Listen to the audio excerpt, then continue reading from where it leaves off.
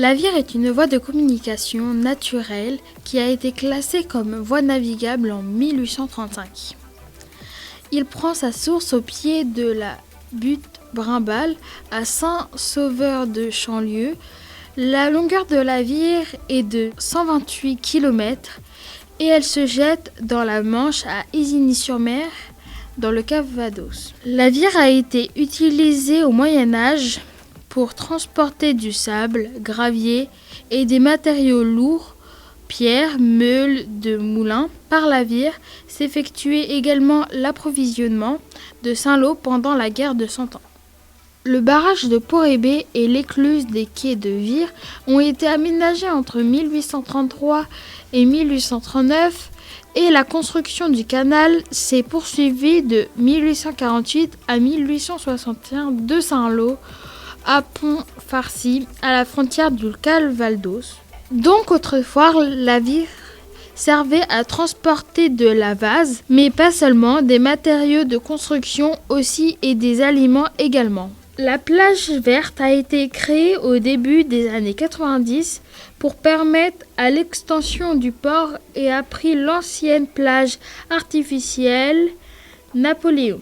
Aujourd'hui, la plage verte sert à de nombreuses manifestations, à des activités, à des journées internationales et des animations. La passerelle a été créée en 2001, posée entre deux ponts sur la Vire. La passerelle sert à créer une liaison piétonne aisée entre la ville haute et les quartiers de la Dolée.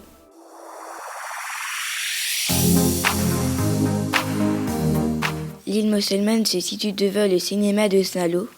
En 1867, l'usine de papeterie de Valbire fut installée par Pierre Le Bourgeois, un baron parisien propriétaire de nombreuses affaires venu faire des échanges fluviaux sur la Vire.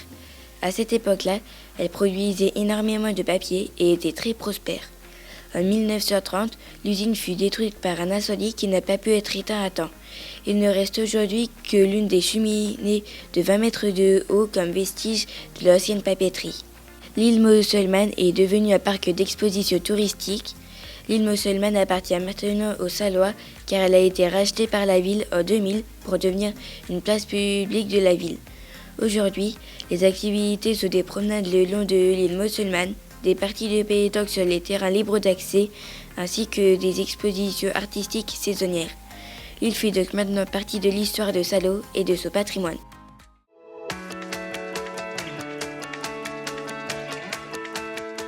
Le chemin de halage, aussi appelé voie verte et vélo maritime, est un chemin de promenade qui se trouve entre Saint-Lô et Condé-sur-Vire, en passant par Tessy-sur-Vire, Saronfer et d'autres villages. Il s'étend sur 55 km. On peut voir en chemin les roches du Ham, falaises qui s'élèvent au-dessus du chemin de halage. Il se situe le long du fleuve de la Vire. C'est un chemin calme et accessible où on peut apercevoir des animaux sauvages.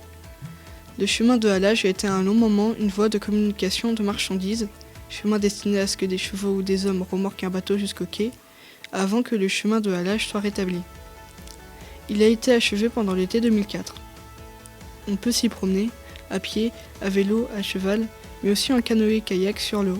En se promenant, on peut y voir des sculptures contemporaines, mais aussi des traces de son passé dans la navigation et les transports de marchandises au bord de la Vire. Le chemin de halage est une belle promenade et je vous conseille d'y aller.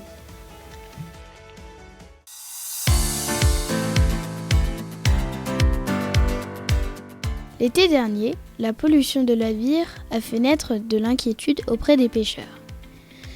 L'été dernier, le lundi 19 août 2024, les pêcheurs ont alerté les habitants résidant près de la Vire du fait que ce fleuve semblait être pollué. Le dimanche 25 août 2024, des dizaines de truites et de vairons ont été retrouvés morts dans la Vire.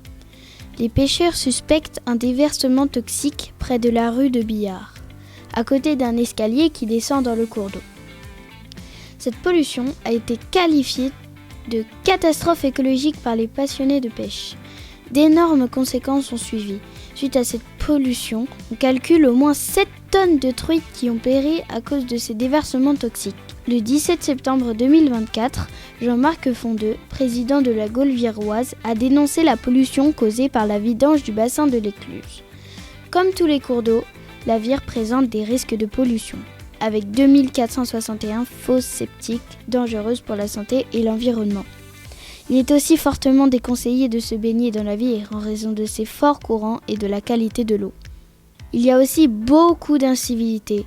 Certains pensent qu'en jetant les produits ou déchets dans l'eau, ils vont ensuite se retrouver dans les égouts, alors qu'ils terminent dans les fleuves ou ses rivages et polluent l'eau.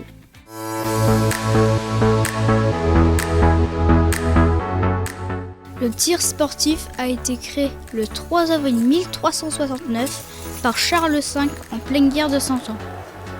Il y a 12 disciplines dans le tir sportif. On peut pratiquer le tir sportif à 9 ans et être licencié à la Fédération française de tir. Le tir sportif Saint-Lois se trouve dans le souterrain de la tour des Beauregards, souterrain construit en 1943 par les Allemands qui y avaient fait un hôpital militaire. Lors des bombardements de la ville en 1944, 700 personnes ont trouvé refuge dans ce souterrain. Le club de tir sportif Saint-Lois a été créé en 1952 et installé sous les remparts en 1976. Le club dispose de 3 pas de tir, 10 mètres, 25 mètres et 50 mètres. L'association compte 300 licenciés et 4 enseignants diplômés. Le tir sportif a été une discipline olympique à la première Olympiade de l'ère moderne en 1896.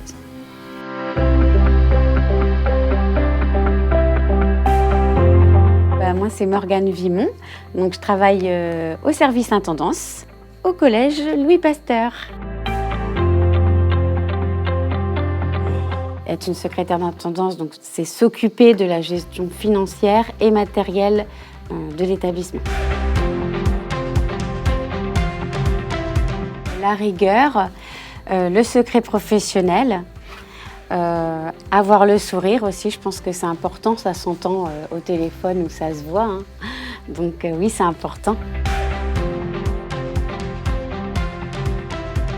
Alors moi, j'adore courir et je dirais que j'adore la mer, les balades en bord de mer. Et aussi, c'est vrai que je pourrais dire ça aussi, je crée des bougies à la cire de soja.